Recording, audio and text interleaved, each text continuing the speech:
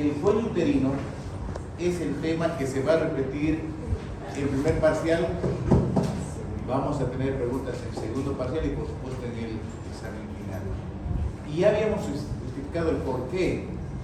Habíamos dicho una patología muy frecuente en nuestro medio, hablemos de Brasil también, es muy frecuente, es el tema del cáncer de cuello uterino. Ustedes han escuchado, han sabido de personas cercanas a ustedes, vecinos, familiares, que han adolecido o adolecen de esta enfermedad. Es una patología sumamente frecuente y curiosamente es el único cáncer que se puede prevenir porque se puede hacer un diagnóstico precoz adelantándonos mucho tiempo antes de que sea cáncer. Recordemos un poquito algo de lo que hemos hablado la semana pasada. Habíamos dicho el cuello uterino tiene una región muy interesante donde se une el epitelio del exocervix con el epitelio del endocervix. El epitelio exocervical, que es un epitelio que hemos dicho plano, certificado, no queratinizado, con el epitelio endocervical, que es un epitelio cilíndrico simple, secretor. Esta zona se llama zona o unión escamocolumnar y representa el punto de inicio donde aparecen los primeros fenómenos displásicos. También recuerden que esa zona no era un punto fijo, sino más bien era un punto activo, un punto dinámico, porque vemos que constantemente hay el intento del epitelio endocervical de salir y por otro lado el epitelio exocervical de recuperar el control del territorio que le toca, dándonos imágenes muy llamativas que son normales, que no deben interpretarse como anormales, pero que nos están hablando de que esta zona es activa. Y este es el aspecto que vemos, ¿no es cierto? Esto nos llamaría la atención, lo habíamos dicho, porque aparentemente hay una úlcera. Y muchos colegas, generales y especialistas también, llaman a esto úlcera y no es una úlcera. Una úlcera, ustedes saben muy bien, significa la pérdida de tejido. Y aquí no hay pérdida, ni siquiera digamos erosión. En la erosión hay una pérdida del epitelio, ¿no es cierto? Ni siquiera es erosión, no es úlcera. Es simplemente la salida del epitelio endocervical hacia el territorio del exocervix. Y es común, habíamos dicho, encontrarnos con estas pequeñas protuberancias en la zona de transformación que se conocen como los quistes o huevos de Naboth, que son imágenes completamente normales que nos están indicando que hay una lucha de los epitelios. Lastimosamente habíamos dicho, este informe de huevos de Naboth no sale en la colposcopía, no sale en la ecografía transvaginal, nos reporta, el ecografista dice, hay huevos de Naboth, quistes de Naboth, y ya la paciente queda preocupada, queda angustiada porque me han dicho que tengo quistes, y peor en el cuello uterino, vienen muchas veces asustadas. No falta algún médico con bajo presupuesto y baja calidad profesional también que dice, hay que cauterizar, esa úlcera hay que quemar, hay que cauterizar. No es necesario, no necesitamos, simplemente hay que decirle, señora, vamos a hacer un control dentro de un tiempo prudente y va a ver que esos quistes de Naboth ya no van a estar presentes. ¿Sí? Entonces, decíamos, esta zona es interesante, sin embargo, porque la famosa neoplasia intraepitelial cervical, lo que hemos llamado NIC, ¿se acuerdan? NIC, había NIP en vulva, NIVA en vagina, ahora en cuello uterino se llama NIC, neoplasia intraepitelial cervical, se origina justamente en la zona de transformación. Esa es la importancia de esta zona de transformación. Y lo interesante es que a esta zona podemos acceder fácilmente, ya sea por la inspección y también por la palpación. Bien, a nivel del cuello uterino tenemos dos tipos de epitelios, entonces es posible que aparezcan dos tipos de cáncer histológicamente hablando. Por un lado tenemos el carcinoma escamoso o epidermoide, que es del epitelio exocervical, o el adenocarcinoma, que es del epitelio endocervical, siendo mucho más frecuente, mucho más alto el porcentaje del carcinoma escamoso, 80% versus 12%. El resto, el 8% que le falta, se distribuye en otros tipos más raros de cáncer de cuello uterino. Algo que también habíamos quedado la semana pasada, ya finalizando, era la diferencia que existe entre el término carcinoma in situ, ¿ya?, y carcinoma microinvasor. ¿Cuándo llamamos carcinoma in situ?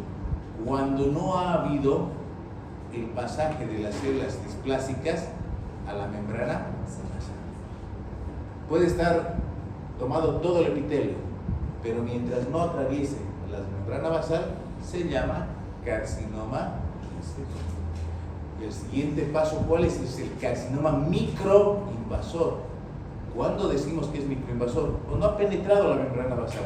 Pero para ser microinvasor, no tiene que haber superado los 5 milímetros en profundidad ni los 7 milímetros en extensión.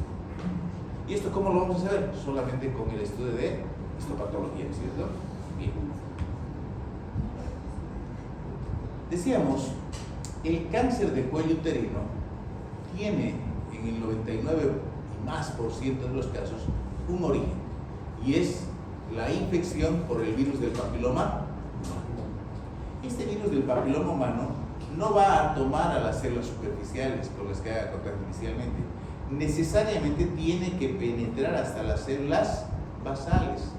Acuérdense que en los epitelios estratificados, las células que se dividen son las células basales, y luego van subiendo, ¿no es cierto?, y se van descamando, se van desprendiendo. Bueno, el virus inicialmente va a tomar a las células basales y va a transformar estas células normales en células displásicas. Estas células displásicas van a ir ganando altura, van a ir ganando espesor, y cuando han tomado ya el tercio inferior, o menos del tercio inferior, se llama displasia leve. Displasia leve. Lo que equivaldría a lo que conocemos como NIC1 en la histología, o lo que Bethesda nos dice, acuérdense Bethesda, lesión intraepitelial escamosa de bajo low, L por low, ¿cierto? Lesión intraepitelial escamosa de bajo, menos del tercio hasta el tercio inferior. Cuando ya han sobrepasado la mitad, pero no han llegado a los 2/3, ahora vamos a decir que la displasia es moderada, histológicamente corresponde a un NIC2, pero según la citología de Bethesda, corresponde a una lesión intraepitelial escamosa de alto grado, H por high.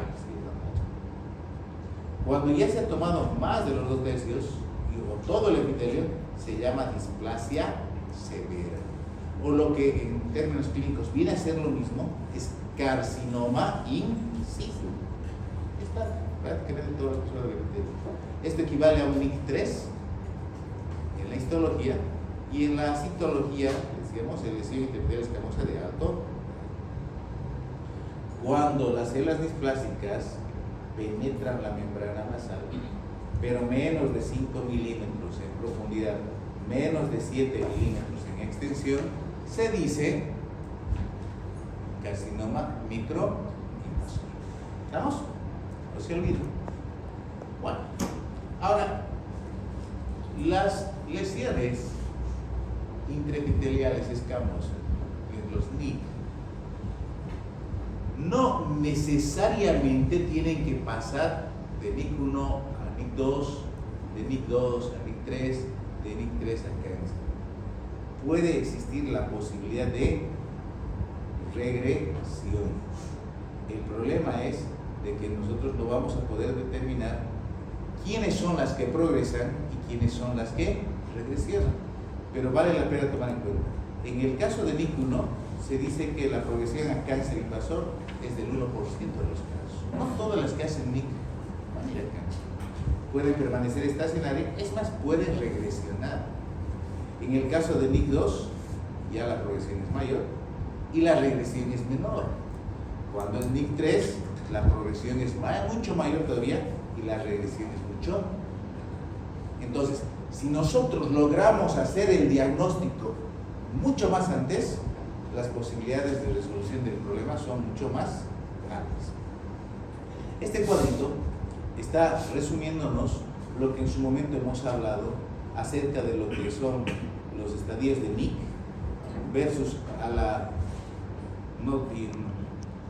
nominación que hace la Organización Mundial de la Salud: displasia leve, NIC 1, lesión intraepitelial escamosa, ahora sí en español, de bajo grado, según Bethesda; displasia moderada, NIC 2, lesión intraepitelial escamosa de alto grado; displasia severa, NIC 3, lesión intraepitelial de alto. Esto para que ustedes puedan comparar lo que es el tema de la histología o histopatología y lo que es la citología de Bethesda. Les había dicho, tienen que aprenderse las dos. Tienen que conocer el informe tipo PAP, con la nomenclatura PAP, y el informe con la nomenclatura Bethesda. Si a mi grupo A le pregunto Bethesda, al otro grupo le voy a preguntar PAP, o al revés. Y a veces me sale mal la pregunta y a los dos les pregunto lo mismo, así que se tienen que saber. ¿Sí? Les había pedido a las mujeres, revisen su último Papa Nicolau, con seguridad que tienen muchas de ustedes el Papa Nicolau. Van a encontrar, o está en PAP, o está en Bethesda. O mejor aún, está con los dos. Revisen algún informe que tengan a la mano. Es un caso. Cuando vayan al hospital, nos traen a los pacientes su Papa Nicolau, su estudio, su resultado de Papa Nicolau, y vemos, está con el sistema PAP, está con el sistema Bethesda, o tiene ambos. ¿Sí? Bien.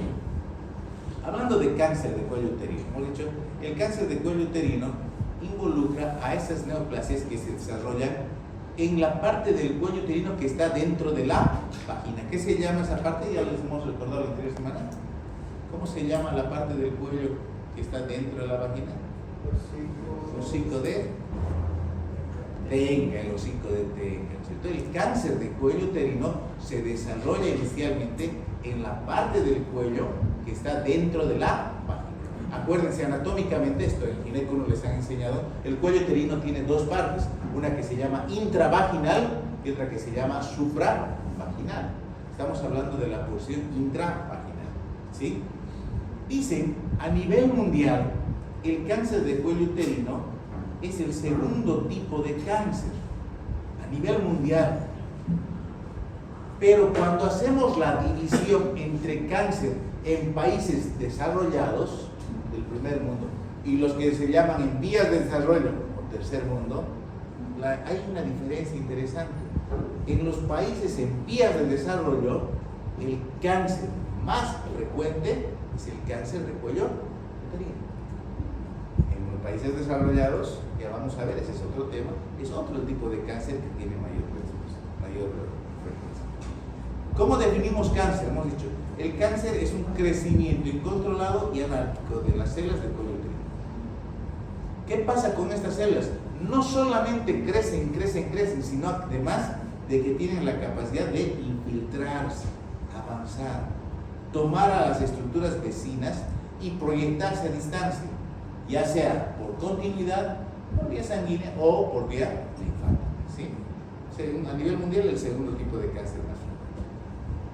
¿Cuáles son los factores que se llaman predisponentes? ¿Quiénes son las mujeres que están más susceptibles de desarrollar cáncer de cuello uterino? Generalmente son mujeres jóvenes, ¿sí?, que tienen múltiples o han tenido múltiples compañeros sexuales, un inicio precoz de la actividad sexual. Las mujeres con virus de inmunodeficiencia humana tienen menor capacidad de resistencia al cáncer de cuello uterino. El tabaco se lo menciona aquí como un factor que es interesante porque se ha visto que el consumo de tabaco, que está lejos de los pulmones, y de tanto que decimos cigarrillo, cáncer de pulmón, mentira. El cigarrillo provoca cáncer de adultos, tiene efecto en cáncer.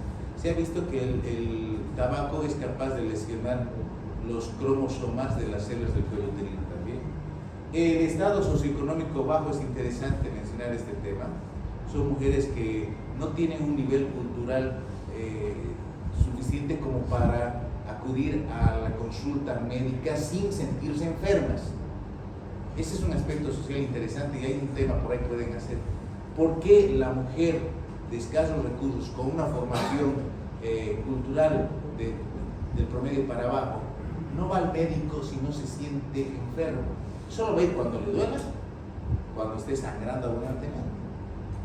En cambio, mientras mayor el nivel sociocultural, la mujer ya va al médico de forma preventiva. Dice, estoy viniendo a mi control. Y le preguntamos, ¿y qué molestias tiene? Ninguna. Es solo mi chequeo anual, es mi chequeo semestral. ¿Sí? Mujeres sexualmente activas. Pero todos estos factores, ¿qué tienen que ver? Algo que es interesante. Todos tienen que ver con el virus del papiloma. Ya lo hemos visto, ya lo hemos estudiado. ¿Cierto? Diapositiva repetida. Infección persistente por el virus del papiloma humano. ¿Cuál? Frecuentemente. Los virus que se llaman de alto riesgo. Hemos dicho, los virus del papiloma humano tienen alrededor de 100 cepas, un centenar de cepas, y se los ha numerado. Y dentro de estas cepas se ha encontrado que hay algunos que tienen un alto riesgo de provocar displasias en estas células del cuello uterino, otras moderado riesgo y otras bajo riesgo. Las que son de alto riesgo usualmente se los llaman 16 y 18. Luego viene la 45, la 56, pero estas son las más frecuentes, ¿sí? Ahora, si ven de aquí para arriba, todos estos factores están relacionados con la posibilidad de que la mujer haya adquirido virus del papiloma. Los de aquí abajo también tienen que ver con disminución, disminución de la resistencia al virus del papiloma. Y les había mencionado, 7 de cada 10 mujeres a nivel mundial son portadoras del virus del papiloma, lo que la convierte en la infección de transmisión sexual más frecuente a nivel 7 de cada 10. Es alto, ¿cierto? Pero aquí viene el tema del riesgo que tenemos. ¿Será de alto riesgo? ¿Será de riesgo moderado? ¿Será de riesgo? Y aquí está la explicación diciendo, el tabaco, ¿por qué lo mencionamos al tabaco? Porque es capaz de lesionar el ADN de las células del cuello uterino, ¿cierto? La infección por VIH, ¿qué hace? Disminuir las defensas. La clamidia es una ITS, o sea, con las ITS rara vez van solas. Recomendación que les hago siempre, si ustedes detectan una ITS, busquen otras. Si buscan bien, de repente van a encontrar que hay 2 hasta 3 ITS únicas, ¿sí? Otros factores de riesgo, el tema sociocultural.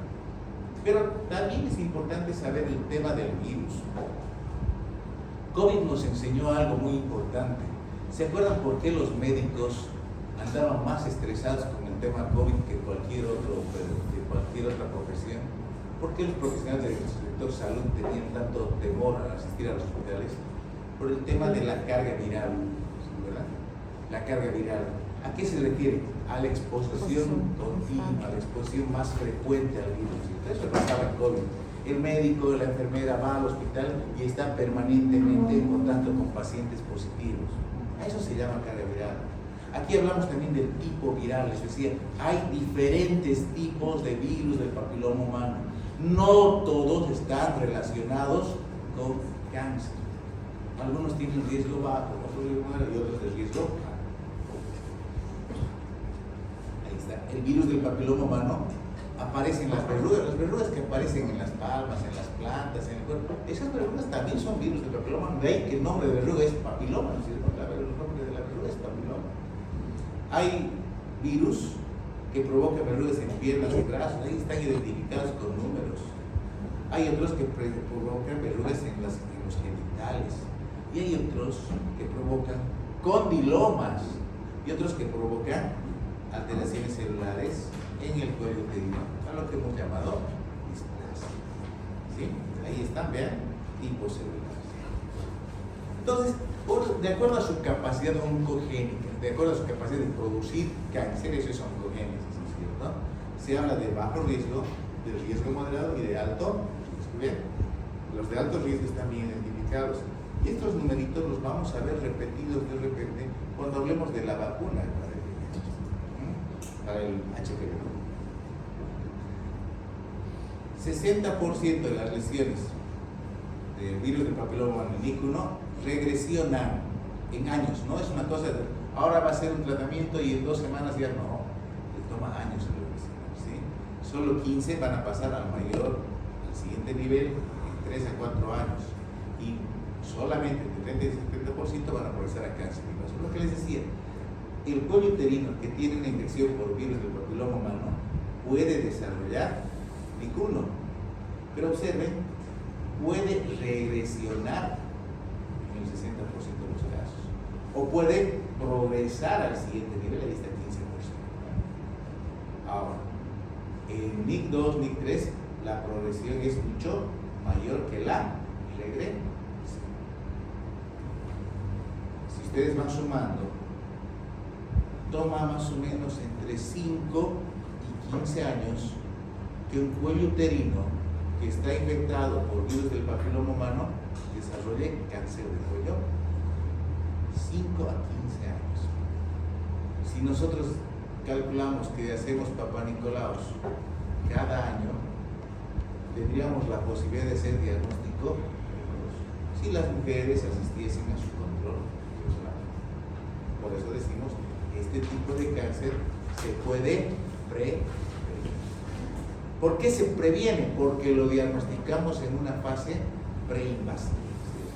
Bien, aquí para los que les gusta un poquito de virología está la explicación de la actividad del virus. Recordar que se trata de un virus de tipo ADN. El virus del papiloma humano es un adenovirus. Acuérdense, los adenovirus tienen la característica de que llegan para quedarse, ¿no es cierto? El virus del herpes, por ejemplo, llega para quedarse. El herpes no se cura, ¿no es cierto? El herpes no persiste. Pero, por ejemplo, el rinovirus, el que causa el resfrío común, es un ARN, ese va, solito se va. Entonces, estos virus de ADN hay que tener más cuidado, más porque vienen para quedarse. Dato interesante, primero tienen que llegar a la capa basal. Y en la capa basal, ¿cómo llegan a la capa basal? Por microlaceraciones, microheridas que se producen en el momento del coito. Todo coito provoca laceraciones, pequeños traumas que rompen la integridad del epitelio, y a través de esa solución de continuidad es de que el virus logra llegar hasta las células basales.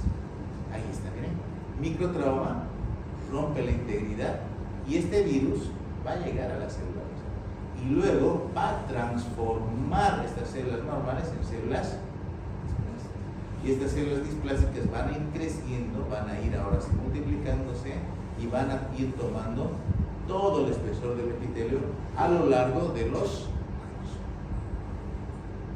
Este es así. No es que el virus tiene que asentarse aquí. Si asienta aquí no pasa nada. El virus tiene que llegar hasta las células basales y de aquí para adelante va a generar el crecimiento de las células displásicas. El virus del papiloma humano es un virus DNA. Ahí están sus características. Hay más de 100 genomas. Casi todos, el 99.8% de los casos de cáncer de cuello uterino son consecuencia de una infección por virus del papiloma. Lo que algún autor le ha valido decir en algún libro de los libros que van a revisar, dice que el cáncer de cuello uterino es una infección de transmisión sexual. Es una enfermedad de transmisión. Sí, son radicales, o sea, más allá de lo que normalmente decimos, son radicales. Y esto viene a colación muchas veces de la angustia de muchas pacientes que vienen y dicen: mi mamá falleció con cáncer de cuello uterino, estoy preocupada, yo tengo miedo que a mí me dé cáncer de cuello uterino. O vienen y dicen: mi mamá ha fallecido de cáncer, yo tengo más predisposición a desarrollar cáncer. O peor aún, en los varones también pasa: papá falleció con cáncer, ahora viene la nieta preocupada, esto me pasó la semana pasada, el abuelito falleció con cáncer gástrico y la nieta preocupada porque ella puede desarrollar cáncer y me pedía la vacuna para el papiloma humano. Y ahí corresponde aclarar, ¿no es cierto? Hay diferentes causas por las que se producen los tumores. Evidentemente, en algunos casos hay cierta predisposición familiar, pero el cáncer de cuello uterino no tiene esa predisposición familiar. Directamente es una infección de transmisión sexual. Si me dijese que mi mamá falleció con cáncer de mama, ahora sí, ustedes tienen mucho riesgo de que haya cáncer de mama también, porque el cáncer de mama tiene un fuerte componente genético, el cáncer de ovario, pero el cáncer de cuello uterino no tiene que ver con eso, ¿sí? Eso es importante. Aquí está el mecanismo. El resultado más común de la infección por virus del papiloma humano es la verruga o el condiloma, la verruga vulgar o el condiloma. Aquí están los condilomas, ¿se acuerdan? Hemos hablado de condiloma. Este es condiloma en el varón, aquí están los condilomas en la mujer. Algunos desarrollan NIC1 y otros progresan a NIC2 y NIC3. 5% de las mujeres con infección de virus del papiloma humano desarrollan cáncer de cuello uterino. Eso quiere decir que no todas las mujeres que tienen virus del papiloma van a desarrollar cáncer. ¿Dónde está el problema? El problema está en que no sabemos cuál es la que va a ir hacia el cáncer o cuál va a tener regresiones. 70% de las mujeres sexualmente activas tienen infección por virus del papiloma. Este dato es preocupante, ¿cierto? Ahora el preservativo no solamente sirve para evitar un embarazo, ahora hay métodos más modernos, más efectivos. Y ahí hay otro tema para la efectividad de los métodos. Son sumamente efectivos para evitar un embarazo. Pero ¿por qué insistimos en el uso del preservativo? Por las infecciones de transmisión sexual, por el VIH, también por el virus del papiloma. Bien. Ahí está. Repetimos, la unión escamocolumnar. Dos tipos de epitelios: epitelio exocervical, epitelio endocervical. 80% de los tumores son del exocervix, 12% del endocervix. Estamos hablando del límite, la zona escamocolumnar, ¿no es cierto?, donde se localiza la metaplasia que luego hace neoplasia. Tumores del exocervix o del ectocervix y tumores del endocervix. Repetimos. Aquí está bajando el 75%, es casi igual, 15 a 25% de neoplasia. Y les decía, hay otros tipos de cáncer de cuello uterino, sí. Está el de células escamosas, está el adenocarcinoma, y ven, hay otros tumores más raros, ese 8% que nos faltaba son tumores más raros que pueden desarrollarse a nivel del cuello uterino. Obviamente ese diagnóstico es por la patología. Tipos histológicos, esto para cuando quieren entrar más detalle, hay diferentes tipos histológicos de cáncer escamoso, diferentes tipos histológicos de adenocarcinoma. ¿Quién establece la diferencia? La anatomía patológica. Entonces, el estudio de la pieza quirúrgica o de la biopsia que se ha enviado a anatomía patológica. La mayoría de los cánceres cervicales se originan en cambios epiteliales primero, en estadios que se conocen como NIC. Repetimos. Aquí vean, les estoy repitiendo un montón de veces para que cuando se llama displasia leve, cuando está afectado el tercio inferior. Displasia moderada, 2 tercios inferiores. Displasia severa o carcinoma in situ, cuando están más allá de los 2 tercios o está todo el espesor del epitelio. Aquí están las progresiones y aquí está la regresión, la progresión y el estacionario. La regresión, la progresión, progresión y no hay regresión. La evolución, la infección por virus del papiloma humano que persiste va a provocar NIC1, NIC2, NIC3, cáncer invasor. Pero también, vean, es posible la regresión. Y el aspecto, ¿cómo se ve el aspecto del cuello uterino cuando estas lesiones van desarrollándose? ¿Es posible entonces hacer diagnóstico de los estadios previos a cáncer de cuello uterino? Sí. Y comenzamos con el primer punto, que era la citología cervical. Ya sea con el informe de PAP o con el informe de Bethesda, nosotros comenzamos a hacer el diagnóstico. De ahí para adelante, el siguiente punto será la colposcopía. Y el siguiente punto a la colposcopía, cuando esta nos muestra imágenes anormales o sospechosas, será la biopsia. Ahí está la estadificación de Bethesda. Esa es diapositiva repetida también. La comparación, haciendo la aclaración, ¿no es cierto? Que aquí tenemos PAP clase 3A, que es leve, PAP clase 3B, que es moderada, PAP 4, que es displasia severa, y carcinoma in situ. Para los que no vinieron a clase, esta diapositiva los va a confundir. Está hecha intencionalmente, no la cambio. Dicen, ¿por qué no la cambio? Porque sé que los que han venido a clases saben que 3A es leve, 3B es moderada, y la severa pasa a la clase, ¿cierto? Eso, los que vienen a clase me entienden. Ahí está el informe Bethesda. Y ahora viene algo bien interesante. Una vez que se ha hecho el diagnóstico de cáncer de cuello uterino por citología, colposcopía y la biopsia, ¿qué es lo que toca hacer? Pues hay que hacer tratamiento, hay que operar. No. Hay que llevar la quimioterapia. No. Hay que hacer radio. No. el siguiente punto, el siguiente paso, después de que tenemos ya el diagnóstico de cáncer, es la estadificación. Estamos estadificando. Ustedes hablan de estadificaciones, en otras materias han hablado de la estadificación TNM, ¿se acuerdan? Tumor, nódulo, metástasis. Bien. En ginecología, esta instancia que se llama FIGO, Federación Internacional de Ginecobstetricia, ha hecho su propia versión de la estadificación del cáncer genital. De ahí que tenemos FIGO para el cáncer de vulva, hay FIGO, van a ver en las diapositivas, para la vagina, que no les voy a preguntar en por si acaso, pero hay la estadificación también del cáncer de cuello uterino, de la FIGO. ¿Y por qué es importante? Es importante porque nos va a decir cuán avanzado está el tumor, cuán grande, cuán comprometido está el tumor. Pero además nos dice el pronóstico. ¿Cuál es el pronóstico para esa mujer a la que he diagnosticado cáncer en estadio 2? Para su supervivencia después de los 5 años.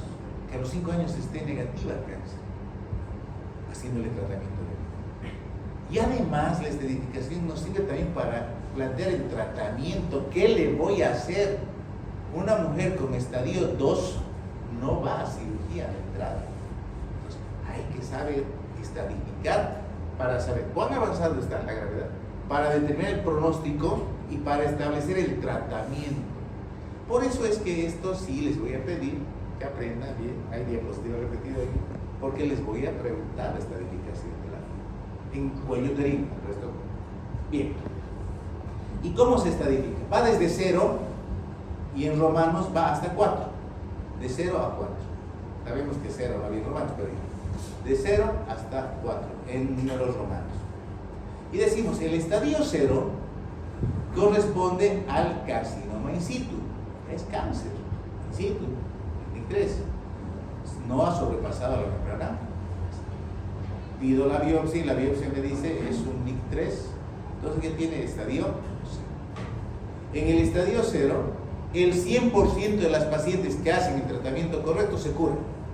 ¿Por qué? Porque le voy a sacar el cuello uterino, le voy a destruir esa parte, voy a hacer un cono, voy a hacerle una esterectomía, pero el 100% de los pacientes que se diagnostican en estadio 0 se curan cuando hacen tratamiento. ¿Sí? Y vamos bien. El estadio 1 se refiere a ese tumor que está limitado al cuello uterino, no ha salido del cuello. Hemos dicho el cáncer tiende a invadir, bueno, este está en el cuello uterino. Pero el estadio 1 es muy grande, el cuello es grande, entonces se lo ha dividido en estadio 1A y estadio 1B. Y decimos, se llama estadio 1A cuando evidentemente está limitado al cuello uterino, su diagnóstico es solamente microscópico, y cuando su invasión en profundidad no supera los 5 milímetros y en extensión no supera los 7 milímetros. Es decir, el estadio 1A es lo que hemos llamado el carcinoma micromasculino. ¿Por qué le digo importante? Pero aún así, el 1A es muy grande y se lo ha dividido en estadio 1A1 y estadio 1A2. El estadio 1A1 dice, está limitado al cuello uterino, pero su invasión en profundidad es menor a 3 milímetros y en extensión menor a 7 milímetros. Ese es el 1A. Entonces, 3 en profundidad o menos, 7 o menos en extensión. Ese es el estadio 1A. Y miren, la supervivencia a los 5 años haciendo el tratamiento óptimo es del 98%. Bien. ¿Cuál será el 1A2? El 1A2 dice cuando llega más de 3 milímetros, pero menos de 5.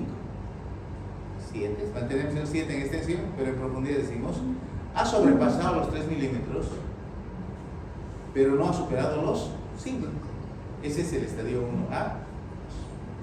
Mira la supervivencia cómo nos bajó. En el primer caso era 98%, en el estadio 0 era 100%, en el estadio 1A1 es 98%, en el estadio 1A2 es del 95%. Por eso les digo, es pronóstico, nos dice pronóstico. Cuando el esposo de la paciente a la que han hecho diagnóstico le dice, ¿cuál es el pronóstico? ¿Cómo le ven al paciente? Ustedes, de acuerdo al estadio, le van a decir, el 98% se cura, el 95% se cura. Les dejo cierta tranquilidad. Y además ya vamos a ver que la conducta entre el 1A1 y el 1A2 es totalmente diferente. Pero vamos a avanzar. ¿Cuál será el estadio 1B? Hemos dicho, por definición, el estadio 1 está limitado al cuello uterino. Pero en el estadio 1B significa que o es visible, ya no es microscópico, o ha superado al 1A2. ¿Qué quiere decir superarlo al 1A2? Que ya es más de los 5 milímetros, que ya es más de los 7 milímetros. Eso es el estadio 2. Pero si estamos hablando desde superar los 7 milímetros, superar los 5 milímetros, hasta que sea visible, podemos dividir el estadio 2, perdón, el 1B. Y el 1B lo dividimos en 1B1 y 1B2. El 1B1 dice, cuando la lesión mide menos de 4 centímetros, su supervivencia es del 85%. Estamos hablando de centímetros. Desde 8 milímetros de profundidad, 6 milímetros, hasta los 4 centímetros ya. Estamos hablando de estadio 1B. Cuando ha superado los 4 centímetros, es estadio 1B2. Su supervivencia es del 75%. Aquí está el 1B1, aquí está el 1B2.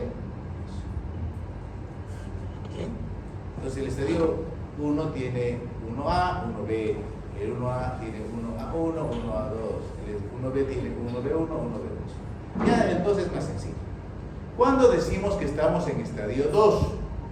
En estadio 2 hablamos de que el cáncer ya ha salido del cuello uterino, ya está fuera del cuello uterino.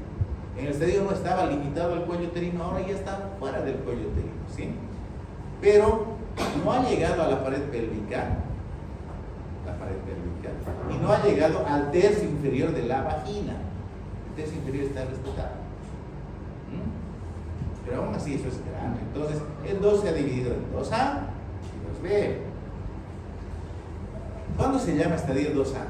Cuando el tumor está fuera del cuello uterino, pero está limitado a los 2/3 superiores de la vagina, sin haber afectado los parámetros. Los parámetros son los ligamentos que están a los costados del cuello uterino, por supuesto.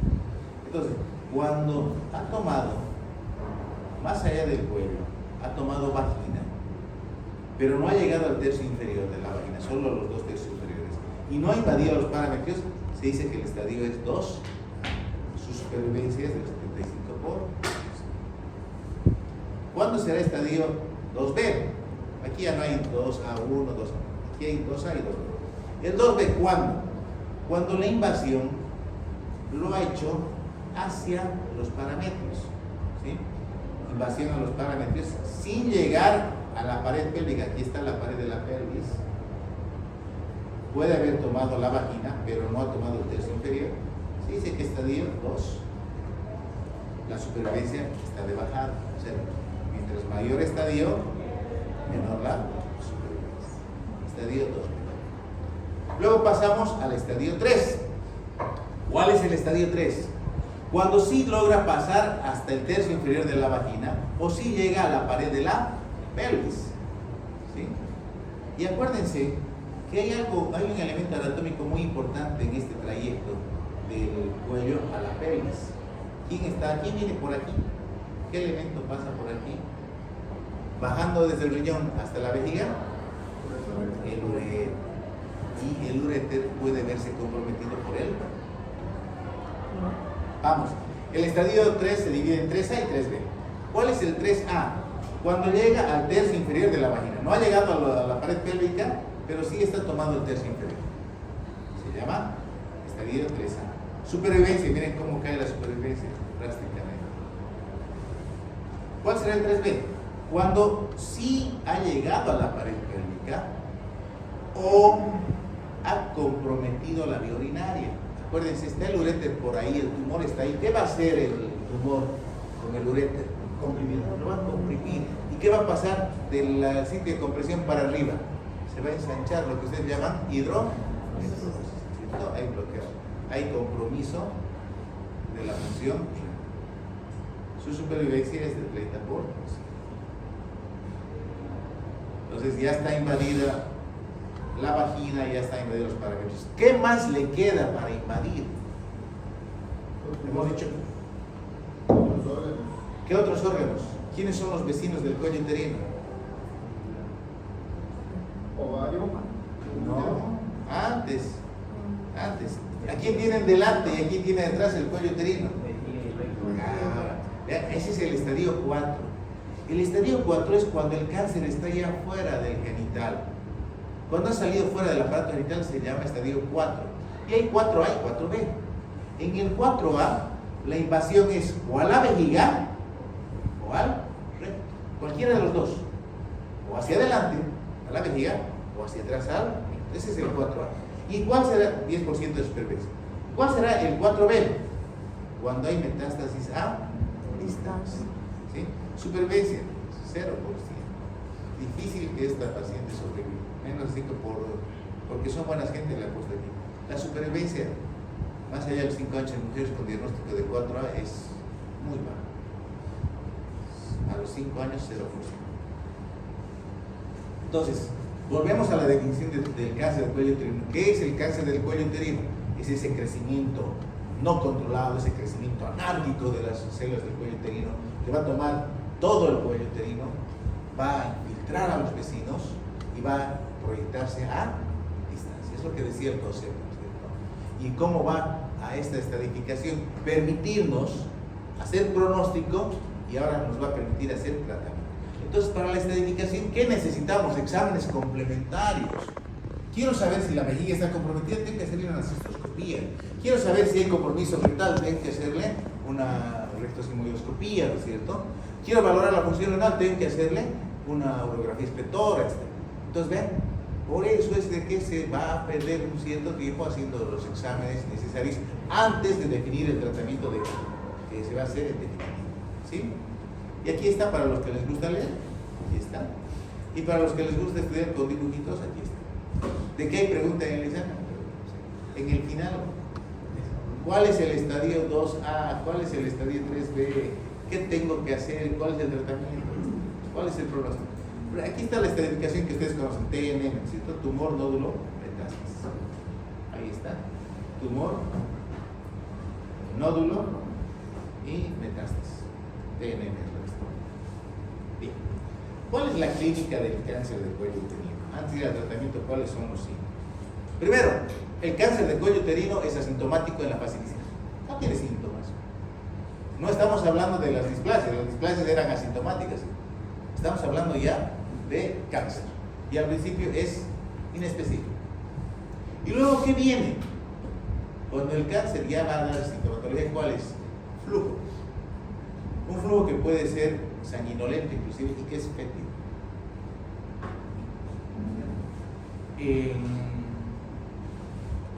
Me acuerdo, tenía un profesor de medicina interna, nos daba semiología, pero nos daba práctica de medicina interna. A las 7 de la mañana íbamos al hospital, él entraba a la sala de mujeres, ni bien entraba a 7 de la mañana, todos estaban despertando, todo eso, él respiraba y decía, aquí hay cáncer, nos decía. Con el olfato diagnostica cáncer. Y verdad, pasando la visita, nos encontramos con mujeres con cáncer. ¿Qué pasa? Bueno, cuando ya se huele el cáncer, ¿qué significa? Que ya está avanzado. Si se huele, es que ya está avanzado. Entonces nos hacía trampa el profesor. Facilito es diagnosticar un cáncer cuando está avanzado. La clave es diagnosticarlo de forma dolorosa. Cuando da clínica, cuando hay flujo, cuando hay sangrados durante las relaciones sexuales, hay dolor pélvico. Vean, cuando hay compromiso de la vía urinaria, ¿de qué estadio estamos hablando? A ver, si revisas, ¿cuál es el estadio que compromete la vía urinaria? 3B. El 4A es vejiga, el que compromete la vía, el uretra. Entonces, por compresión extrínseca. ¿Ven? Entonces, ya estamos hablando de un tumor que está avanzado, ¿cierto? Cuando aparece hematuria, ahora sí puede ser 4A, ¿cierto? Cuando aparece hematuria, cuando aparece rectorragia, ¿qué estamos hablando? 4A. Entonces, ven, Cuando aparece clínica, estamos hablando de estadios avanzados. Entonces, la mujer que ya viene con estos síntomas, de repente lo podemos hacer el diagnóstico de forma, al principio es asintomática, ¿cierto? Puede aparecer flujo fétido, como agua, como la carne lavada, le dicen acá, ¿cierto? Como una sangrasa, hematuria, estreñimiento rectal, nefrosis. Estas son manifestaciones tardías. Y luego habrá síntomas generales, pérdida de peso, falta de apetito, todo eso, que ya nos habla de que el cáncer está avanzado. Entonces, para hacer diagnóstico, obviamente es importante la anamnesis. Y me van a escuchar siempre en el hospital, pregunta que hacemos en casi todos los pacientes: ¿cuándo se ha hecho su último Papá Nicolau? Acá ya se está hablando de eso. ¿Cuándo fue su último Papá Nicolau? El año pasado. El año pasado. ¿Y qué resultado tuvo? Estaba todo bien, ya no, baja, está más tranquilo. Pero si me dice hace 5 años, me dice peor, nunca me he hecho. Ups. Y viene con sangrado y con dolor pélvico. Da para pensar, ¿cierto? Uno ya está pensando en la qué opciones tiene. Cáncer de cuello uterino. Luego en el examen físico nos mostrará al principio ausencia de modificaciones cervicales. Pero cuando ya está avanzado, ¿qué nos va a mostrar? Crecimientos, tumor que crece, de superficie acartonada, ¿cierto? Duro, consistente, friable, deformación del cuello, ulceración. Entonces eso vamos a ver. Y los exámenes auxiliares, ¿cuáles son aquí? Por si acaso no se nota, aquí dice estudio de citología. Tengo que pedirle, si no está sangrando, pídanle el Papá Nicolau, hay que pedirle. Es el primer paso. Si está sangrando, no puedo hacerle Papá Nicolau, ¿cierto? No puedo. Esperaré que deje de sangrar o estaré haciendo el siguiente nivel, que es la colposcopía. Y luego el siguiente nivel es la biopsia. Y tengo que hacerlo, porque si yo quiero referir a esta paciente que yo sé clínicamente que tiene pérdida de peso, que tiene hematuria, pero si no le hago la biopsia en el oncológico, no me la recibe. El oncológico es la clínica privada más grande que hay en Santa Cruz, no la recibe. Y hay profesores que tienen profesor del oncológico. Si no le hago la biopsia, no me la recibe. Está sangrando y su biopsia me dice, pero es que está sangrando, ya sabemos. Se huele a cáncer. El olor de cáncer es bien, el cuello uterino es bien especial. Una vez que lo sientan, se les va a quedar aquí todo el día y nunca se van a olvidar. Es un olor penetrante, es un olor que penetra y se queda todo el día. Huele a cáncer, se toca como cáncer, pero el oncólogo me dice, no, quiero su biopsia. ¿Cuánto tarda una biopsia? 7 días en el oncólogo. El examen físico, ahí está. Esta es la única situación donde se hace el tacto rectal y vaginal, ¿no? Para ver el compromiso de los parámetros. Ahí se puede ver el crecimiento de la comunicación. Entonces, para diagnóstico, lo que nos tendría que ser valedero es hacerlo diagnóstico precoz. Más avanzado es ya tarde. Ya es ya tarde. Y hacemos citología, colposcopía, Schiller, biopsia.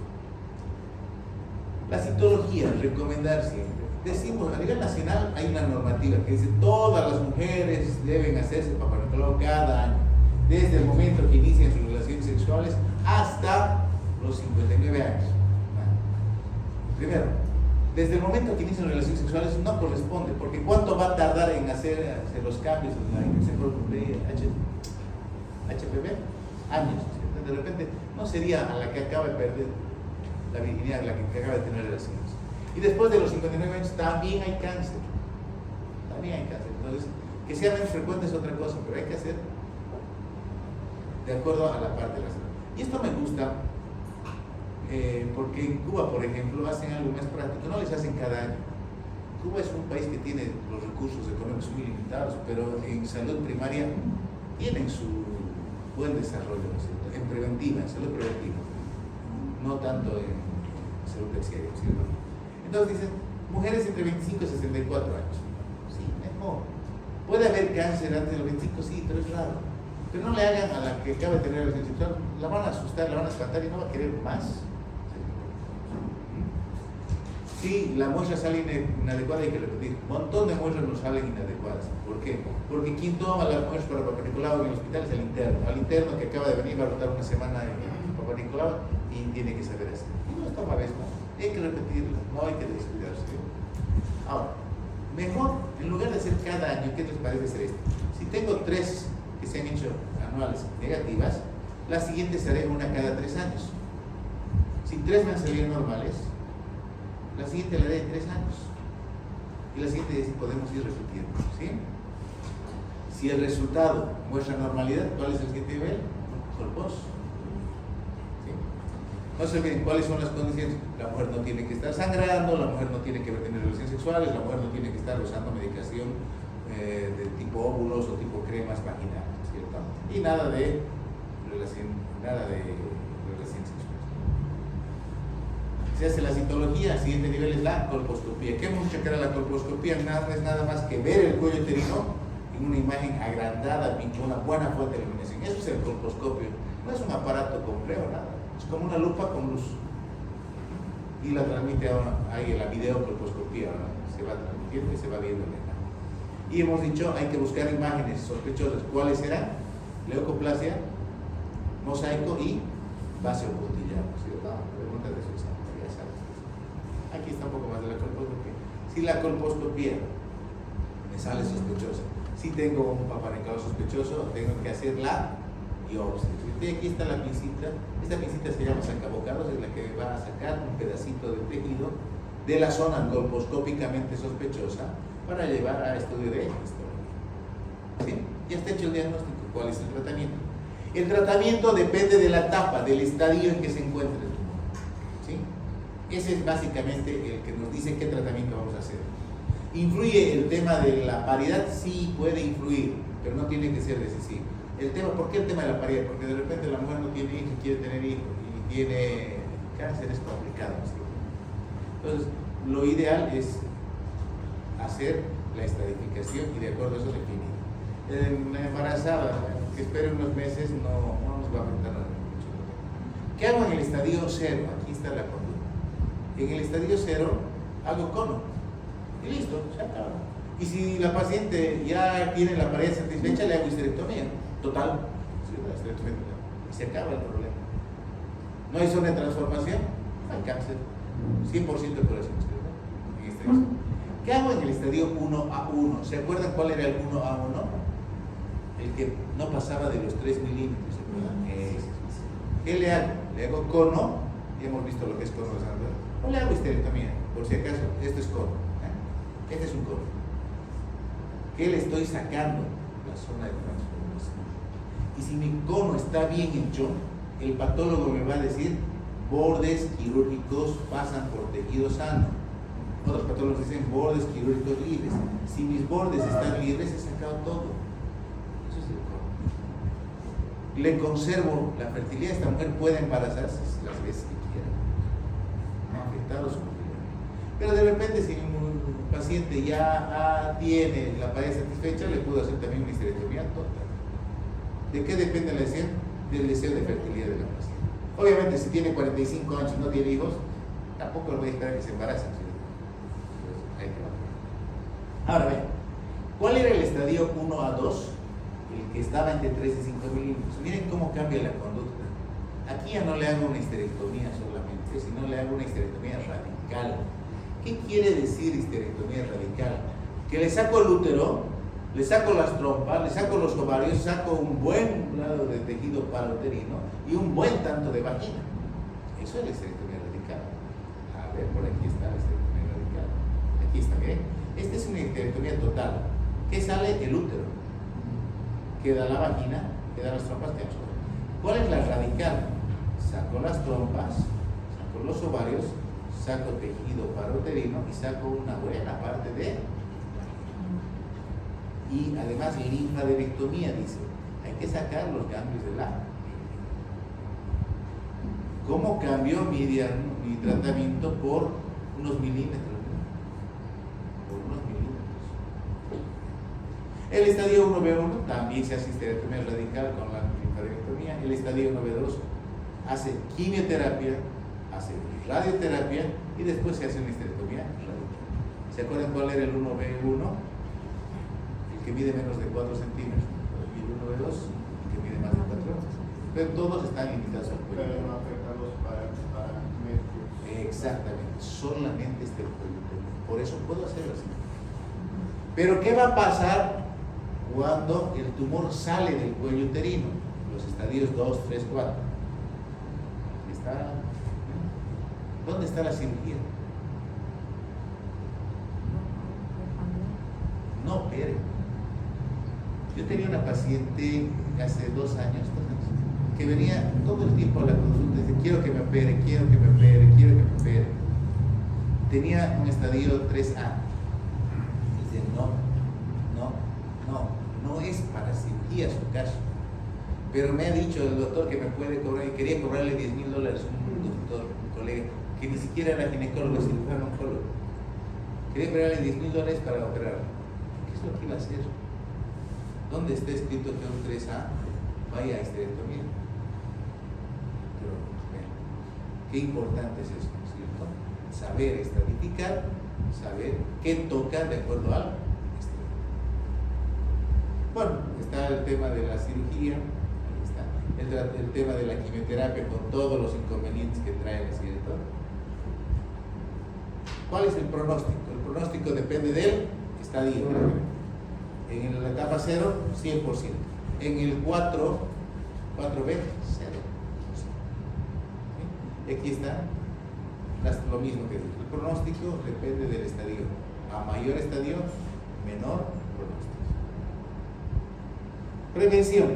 ¿Cuál es la prevención? Lo primero es la citología. Esta es la prevención. Con esto se previene. Si yo hago Papá Nicolau de rutina, voy a encontrar los estadios precoces, voy a prevenir cáncer de pulmón. Eso es prevenir, ¿cierto? El tema de los múltiples compañeros sexuales va a disminuir el riesgo de infección por virus del papiloma humano. El cigarrillo ya hemos visto, ¿cierto? Y el primer que se relaciona con, de repente, actividad sexual sin cuidar normas. El tema de la aparición de verrugas, la obligación de ser Papá Nicolau. Si tiene más de un compañero sexual, utilizar preservativos en todo momento, ¿cierto? Y están las vacunas. Pero la vacuna no es para prevenir cáncer. La vacuna es para prevenir infección por virus del papiloma. Y de estas hay varias generaciones. Acá se menciona, por ejemplo, al Gardasil, que es una tetravalente. Es una vacuna tetravalente. Después Cervarix era bivalente. ¿Por qué? Porque nos dicen a qué cepas va a proteger. 16, 18, que son las de alto riesgo, estaba la bivalente. Aquí le pusieron 6, 11 más, que son de bajo riesgo, van a revisar más atrás, son de bajo riesgo, que previene el tema de verrugas y continuamos. Pero 16, 18 están acá. Ahora ya estamos en la nonavalente. Pero ¿cuáles son las recomendaciones para la vacunación en Bolivia? En Bolivia nos ponen un límite, la edad de la niña. Nos dicen 12 años, algunos hasta 14 años, pero 12 años están. No más. ¿Y por qué? ¿Por qué ese límite? El año pasado yo tenía una paciente de 29 años cuyo esposo quería que le pongan la vacuna y no podía conseguir la famosa vacuna en todo Bolivia. Y se hizo traer de Argentina hace 2 años, $300 cada una de las dos, manteniendo la cadena de frío. Ahora dice que cuesta 3.000 cada dosis, 3.000 bolivianos cada dosis. ¿Qué pasa? La vacuna debe aplicarse a la mujer que no ha iniciado vida sexual. ¿Por qué? Porque si ha iniciado vida sexual es muy probable que ya tenga virus del papiloma humano y ya no vale la pena vacunarse, ya tiene el virus. ¿Qué sentido tiene vacunarla después de que ya está con el virus? Por eso es que dicen hasta los 12, hasta los 14, que suponen que es una edad en la que las niñas no han iniciado actividad sexual. Si ya tienen actividad sexual y ya tienen el riesgo de haber contraído el virus, ya no va la vacuna.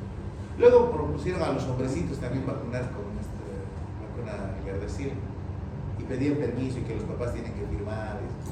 A los hombrecitos, ¿por qué? Porque también se ha visto que el cáncer de pene tiene relación con virus del papiloma.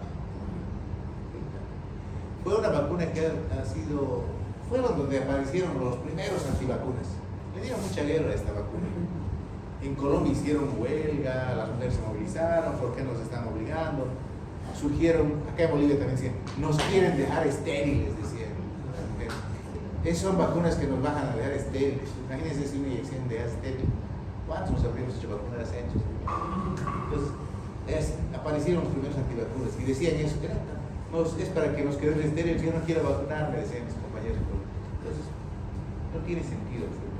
La vacuna es una opción interesante para disminuir la infección por el virus del papiloma humano. No previene cáncer, previene la infección, ¿sí? Pero hay colegas y hay colegas. Hay colegas. Gardasil, internacionalmente, vean, se puede usar a mujeres mayores. Pero no, ¿cuál es la condición que estas mujeres mayores, en teoría, esto es a nivel internacional, no hayan iniciado vida sexual o tengan un estudio que demuestre que no tienen infección por virus del papiloma humano? Se hace ese estudio, se llama captura híbrida, por si acaso, se puede pedir. Captura híbrida. Captura híbrida para HPV, se puede hacer.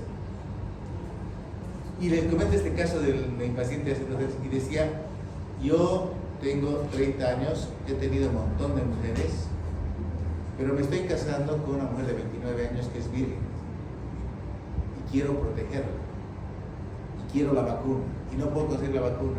Y de Argentina le dije, se hizo traer las 3 dosis, 300 cada dosis, con cadena fija, aparte. Entonces, para colocar. Interesante lo que quería hacer, pero debería haber evaluado primero su estado, ¿sí? Pero pasa. Ahí están las recomendaciones de las vacunas.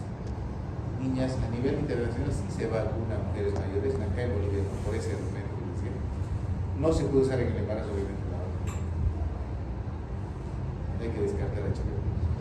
Algo interesante, miren las incidencias de cáncer de todo el mundo, 500,000 cada año.